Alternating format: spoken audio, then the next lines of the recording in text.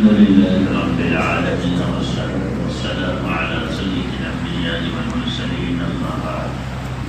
وقال الله سبحانه وتعالى في القرآن المجيد والفرقان الحميد: أعوذ بالله من الشيطان الرجيم بسم الله الرحمن الرحيم والذين آمنوا أشد حبا لله صدق الله العظيم. وقال محمد رسول الله صلى الله عليه وسلم: إن في الجسد مضغة إذا صلحت صلح الجسد كله وإذا فسدت فسد الجسد كله. دنیا میں جتنے انسان ہیں کسی نہ کسی سے محبت کرتے ہیں. یہ دنیا محبت کا گہوارہ ہے. انسان کسی نہ کسی سے محبت کرتا ہے. دل میں محبت ہے، محبت ہی کٹے گا. لاکھ اس کو بچاؤ کسی پر تو مرے گا. پتھر سے ہو یا خدا سے یا ہو پھر کسی سے. انسان کا کام ہے محبت کرنا. آدمی دنیا میں محبت کرتا ہے. ماں سے محبت کرے گا، بیوی سے کرے گا، اولاد سے کرے گا. یہ دنیا محبت کرنے کی جگہ ہے. اگر دنیا میں نظام محبت ختم ہو جائے تو یہ دنیا تباہ و برباد ہو جائے.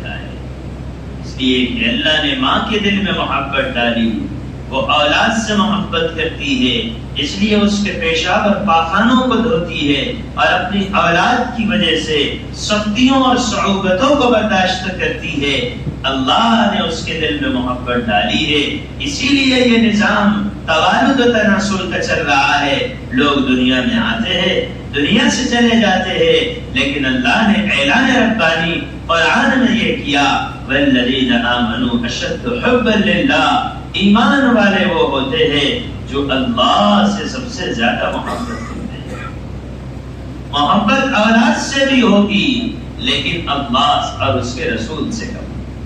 اولاد محبت بیوی سے بھی ہوگی لیکن اللہ کی محبت سے کم. محبت دکان سے بھی ہوگی، محبت مال سے بھی ہوگی، محبت تجارت سے بھی ہوگی، لیکن یہ ساری محبتیں اگر اللہ کی محبت سے کم ہے تو انسان کامیاب و کامران ہے. اور اگر یہ اللہ کی محبت کے مقابلے میں اولاد کی محبت زیادہ ہے تو پھر انسان ہلاکت میں ہے.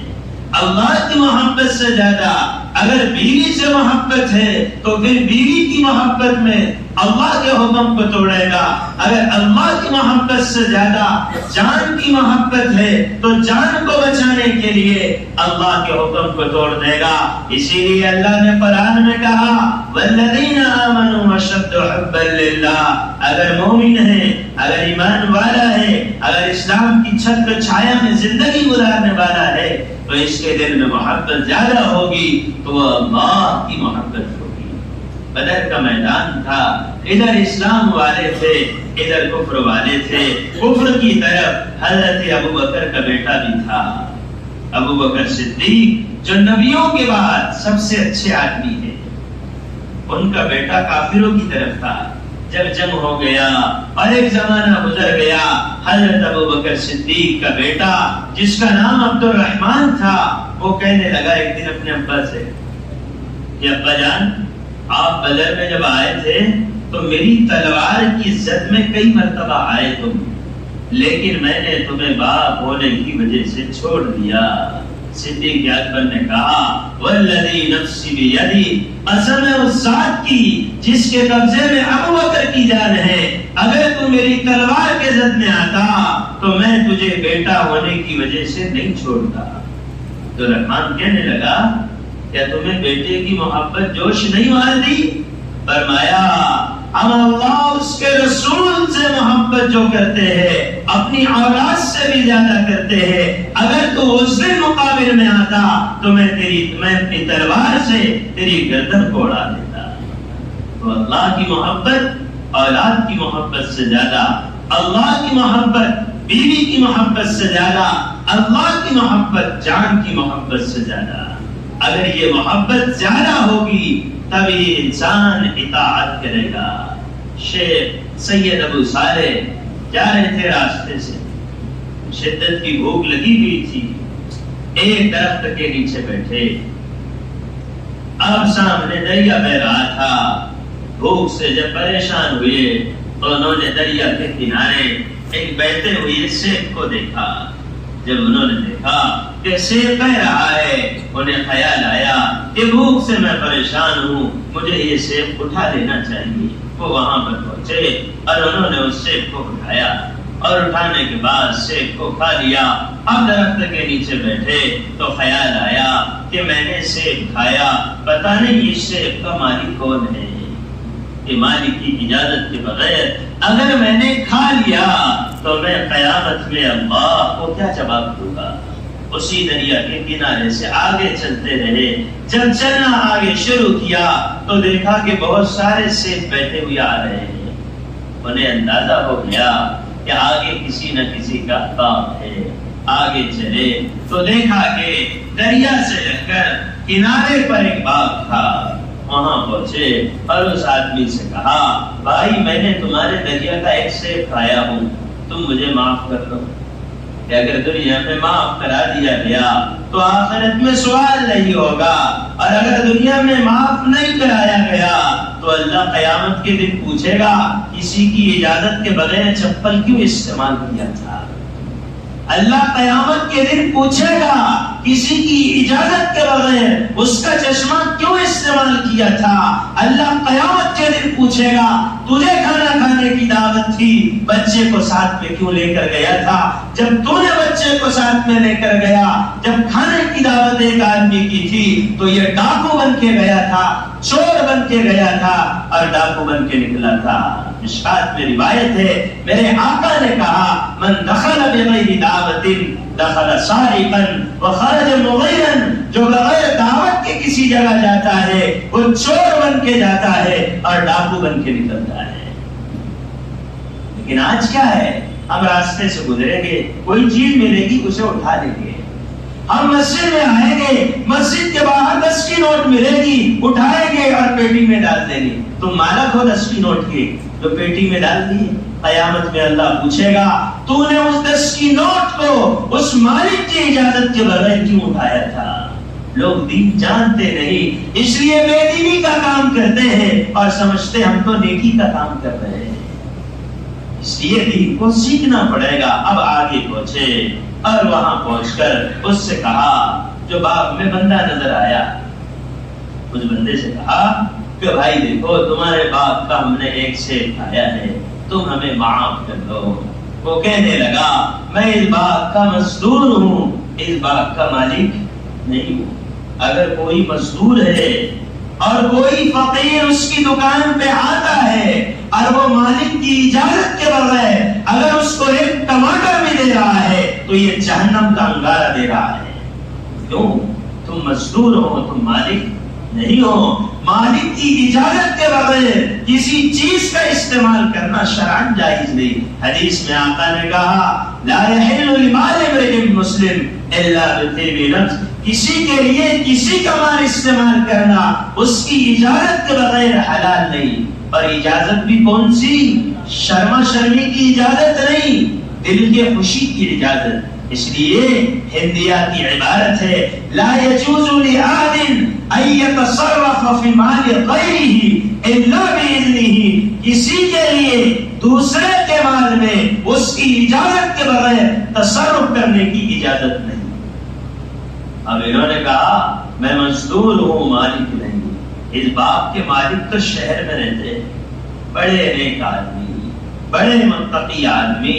جب تم ان کے پاس پہنچو گے وہ تمہیں معاف بھی کر دیں گے اور تمہیں ہدیہ بھی دے دیں گے. وہاں پہنچے شہر میں, معلوم کیا, ان رئیس سے ملاقات کی جو اللہ والے بھی تھے اور باعتبار دنیا کے اللہ نے مال و دولت سے انہیں نوازا تھا.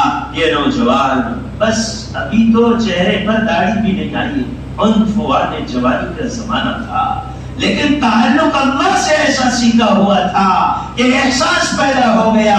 آج نوجوان بچوں نے اللہ کے تعلق کا احساس ختم کر دیا. مسجد میں رہتا ہے اور سنت کو چھوڑتا ہے, مسجد میں رہ کر سنت چھوڑتا, اسے یہ احساس نہیں ہوتا یہ زوال کے پہلے کی سنت کا چھوڑنا ترک السنتی قریب من الحرام. موطا کے حاشیے میں لکھا ہے سنت کا چھوڑنا حرام کے قریب ہے. لیکن آئینہ دیکھنے میں سنت چھوڑتا ہے، بال بنانے میں سنت چھوڑتا ہے، اور عین وہ نماز کے وقت غسل ہو جاتا ہے، نیند کی وجہ سے سنت چھوڑتا ہے۔ کیوں چھوڑتا ہے؟ اللہ سے اس کا بھی رشتہ جڑا ہوا نہیں، اور اللہ نے اس کو اپنا بنایا بھی نہیں۔ ایک بات، دو باتیں یاد رکھنا، ایک انسان جب اللہ سے جڑتا ہے تو اطاعت میں اس کو مزہ آتا ہے، اور جب اللہ اس کو اپنا بنا لیتے ہیں تو پھر اللہ اسے اطاعت پہ مجبور کرتے ہیں۔ ایک باندھی تھی، وہ رات میں اٹھی تہجد میں، اور اس نے اپنے دامن کو پھیلایا، کہا اے اللہ، وہ محبت جو تجھے مجھ سے ہے، وہ محبت جو تجھ کو مجھ سے ہے۔ اب بار بار یہ کہہ رہی، بازو میں ایک صاحب لیٹے ہوئے تھے جو اس کے آقا تھے، وہ آقا کہنے لگے او دیوانی، تجھے اللہ سے بات کرنے کا سلیقہ اور اللہ سے بات کرنے کا طریقہ یاد نہیں ہے، تو یہ کہہ رہی ہے وہ محبت جو تجھے مجھ سے ہے، ارے ایسا کہیں وہ محبت جو مجھے تم سے ہے۔ اللہ کی طرف ایسی بات کہے۔ وہ باندھی نے بڑی پیاری بات کہی، اس نے کہا او میرے آقا، اگر اس کو مجھ سے محبت نہ ہوتی تو مجھے تہجد میں کھڑا نہ کرتا، اور اگر اس کو تجھ سے محبت ہوتی تو تجھے نیند سے اٹھا کر یہاں نہ لاتا۔ اس کو تجھ سے محبت نہیں ہے، وہ تجھ کو چاہتا نہیں ہے اس لیے تجھ کو سلاتا ہے، مجھ سے محبت ہے اس لیے مجھ کو اس کے سامنے بلاتا ہے۔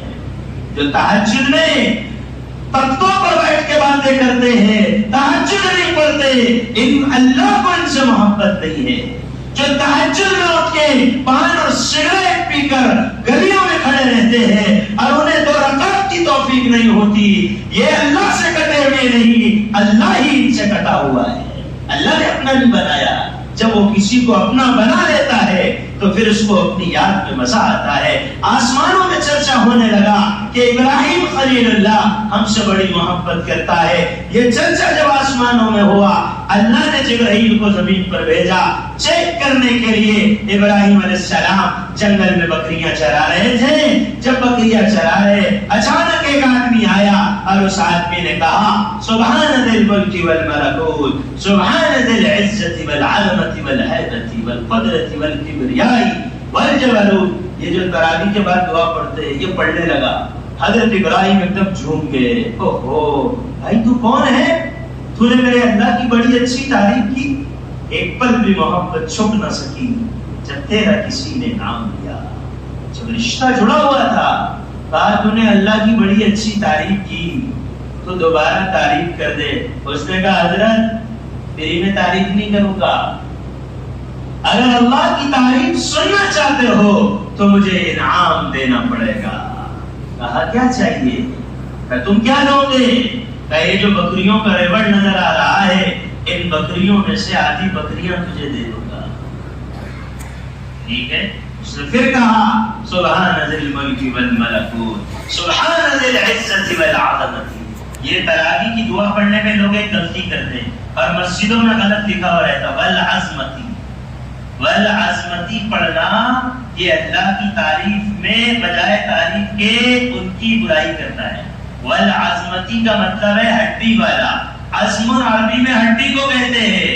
ایک جگہ میں جہاں تفسیر کرتا ہوں وہاں بھی میں نے دعا کو درست کروایا، والعظمتی نہیں والعظمتی، اس کا مطلب ہے وہ اللہ عظمت والا ہے، والعظمتی کا مطلب ہے وہ اللہ ہڈی والا ہے، اور اللہ ہڈی گوشت سے پاک ہے۔ تعریف کی حضرت ابراہیم پھر جھوم گئے، کا بڑا مزہ آیا اللہ کی تعریف میں۔ جو بیمار رہتے نا، بیمار ان کو کتنا بھی اچھا کھانا کھلاؤ ان کو اچھا لگتا ہے۔ بیمار کو بولے بابا کھانا کھچڑا ہے، نہیں جی میرے کو کڑو لگ رہا، بولے بہت اچھی بریانی ہے۔ جیسے بیمار کو کھانا اچھا نہیں لگتا، جو دل کے بیمار رہتے ہیں اور اللہ کی یاد میں مزہ نہیں آتا، وہ مسجد میں رہیں گے، اذان بھی ہوگی تو مسجد کے شرعی مسجد میں آنے کی انہیں توفیق نہیں ہوگی۔ یہ دل کے بیمار ہیں، اللہ سے رشتہ ان کا ٹوٹا ہوا ہے، اس لیے ان کو عبادت میں اعمال میں مزہ نہیں آتا۔ اور جب رشتہ جڑ جاتا ہے، ابراہیم علیہ السلام کہنے لگے دوبارہ اللہ کی تعریف کر دے۔ بولے کیا دیں گے؟ بولے آدھی بکریاں یہ بھی دے دوں گا۔ پھر اس نے تعریف کیا، ابراہیم علیہ السلام نے کہا اور ایک مرتبہ کر دے۔ کیا دو گے؟ کہا اگر آپ کریں گے تو آپ کے پاس تو کچھ ہے بھی نہیں دینے کے واسطے. کہا میرے بھائی ان بکریوں کو چروانے کے لیے تجھے چرواہے کی ضرورت پڑے گی. کہاں میرے اللہ کا نام ایک مرتبہ اور لے لے. تو جو نام لے رہا ہے اس کے پڑھنے میں بڑا مزہ آ رہا ہے. آج سے ان بکریوں کا چروایا ابراہیم بن جائے گا. جب ابراہیم علیہ السلام نے یہ بات کہی تو اس نے کہا سنو سنو، میں انسان نہیں ہوں، میں فرشتہ ہوں. اللہ کے دربار میں یہ بات چل رہی تھی. ابراہیم ہمارا چہیتا بننا ہے. امتحان کے لیے اللہ نے تمہارے پاس بھیجا تھا. تم امتحان میں کامیاب ہو گئے کہ کتنی تسلیم وابستہ ہے تیرے نام کے ساتھ. نیل کانٹوں پر بھی آ جاتی ہے تیری یاد کے ساتھ. لیکن یہ سب کب ہوتا ہے؟ یہ تب ہوتا ہے جب اللہ سے رشتہ مضبوط ہوتا ہے. آج تو اللہ کے نام سننے میں مزہ نہیں آتا. آج تو اللہ کے سامنے عبادت کرنے میں مزہ نہیں آتا. وجہ کیا ہے؟ یہ دل کسی اور کی محبت کا دیوانہ ہے. اگر یہ اللہ کی محبت کا دیوانہ ہوتا تو پھر کیا ہوتا؟ آدمی شریعت کے مطابق زندگی گزارنے کے لیے بے چین ہوتا. اسی بات کا بات ختم کروں گا. وہاں پہنچے کہ حضرت آپ کے باپ کا ایک پھل کھایا وہ معاف کر دو. حضرت وہ بزرگ تھے اللہ والے جو اللہ کے دوست رہتے نا، وہ صرف ظاہر نہیں دیکھتے، وہ باطن بھی دیکھتے ہیں. نگاہیں مرد مومن سے بدل جاتی ہے تقدیریں. یہ اپنی فطرت میں نہ نوری ہے نہ ناری. حضرت نے دل کو دیکھا، سمجھ گئے اس کا تار اللہ سے جڑا ہوا ہے. یہ اللہ سے رشتہ مضبوط کیا ہوا انسان ہے. کہا جس باپ کا سیب معاف کرانے کے لیے آئے ہو، ہم ایسے معاف نہیں کرتے. تمہیں اس باغ میں جا کر 10 سال تک باپ کی مزدوری کرنا ہوگا. حضرت انا غریب فی هذه العالم، اجنبی آدمی ایک سیب آپ کا کھایا. آپ کے بارے میں تو سنا تھا بڑے سخی اور نیک انسان ہیں، ایک سیب تم معاف نہیں کر رہے، 10 سال کی مزدوری کا کہہ رہے. کہا اگر معافی چاہتے ہو تو جاؤ.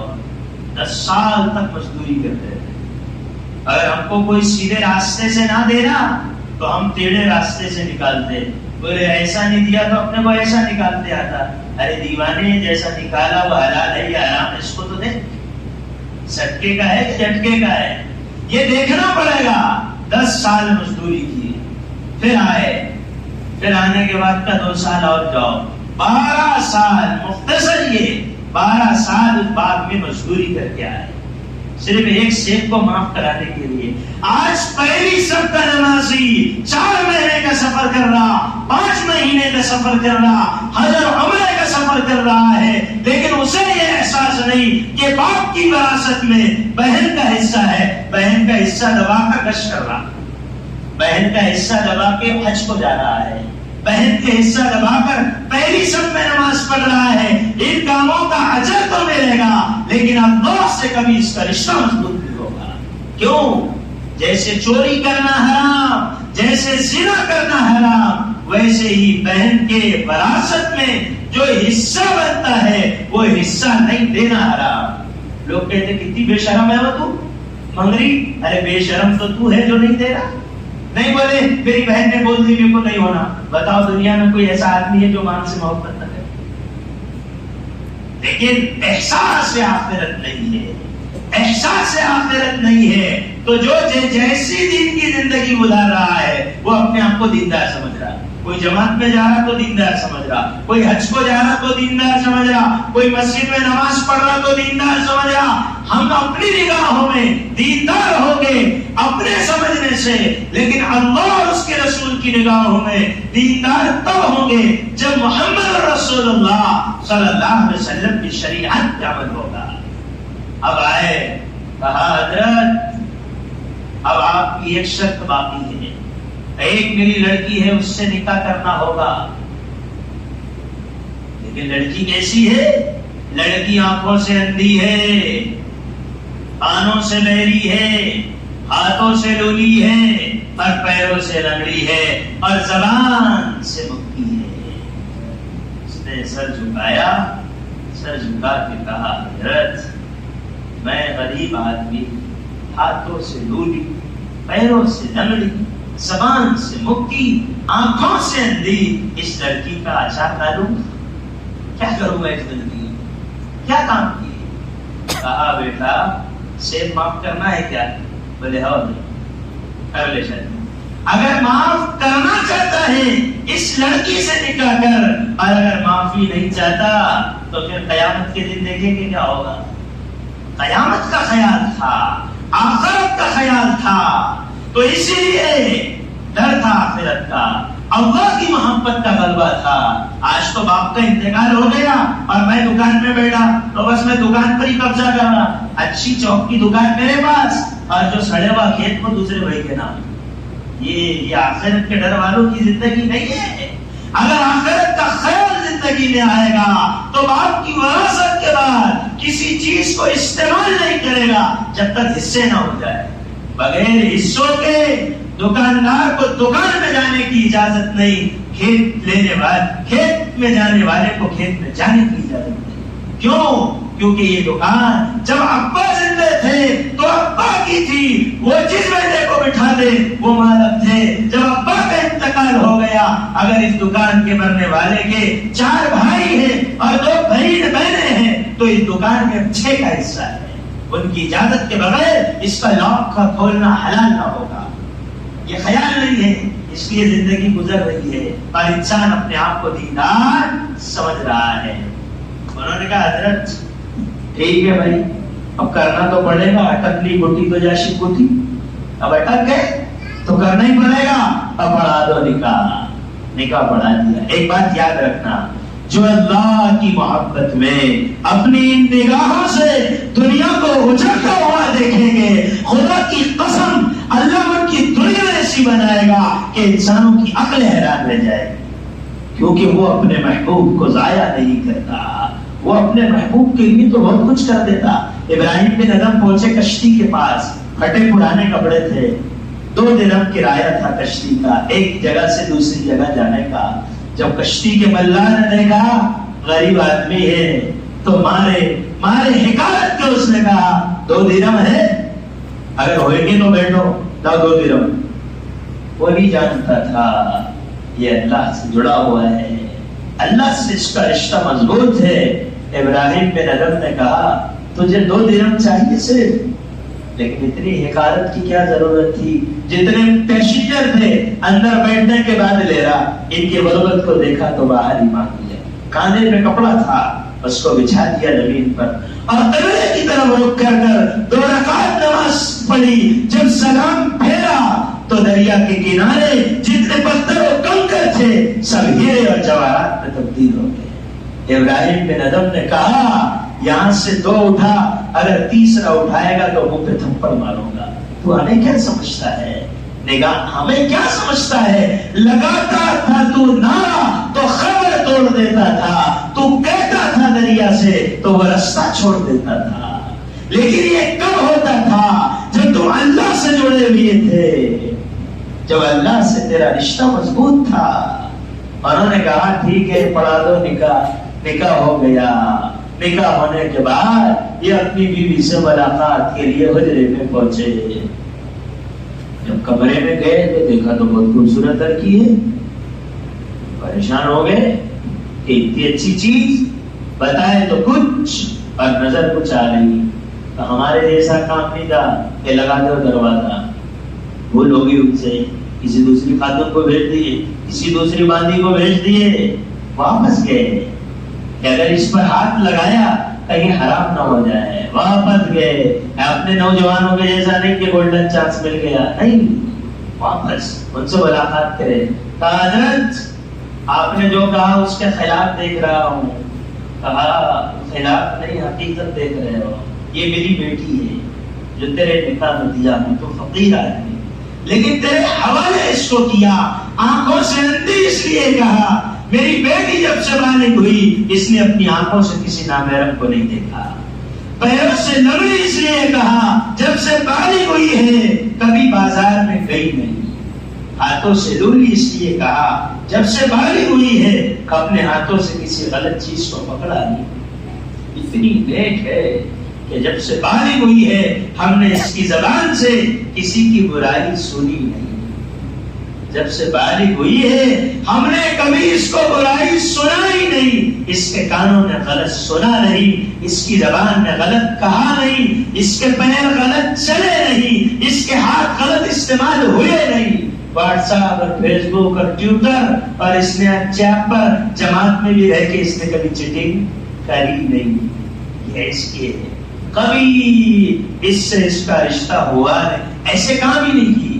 تو میں نے اس کا تجھ سے نکاح کرا دیا، یہ تیری بیٹی ہے، اور اس علاقے کے بڑے بڑے رئیسوں کے رشتے آئے، ان کو میں نے نہیں دیا، صرف تیرے تقوی کی وجہ سے تجھ کو دیا۔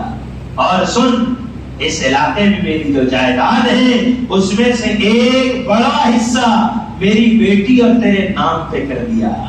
آج سے تو فقیر نہیں، اب تیرے پاس اتنا ہے، اگر بیٹھ کے زندگی بھر تیری نسل کھاتی رہے تو ختم نہ ہوگا۔ یہ اللہ کی محبت کا کیا ملا ہے؟ صلہ ملا ہے۔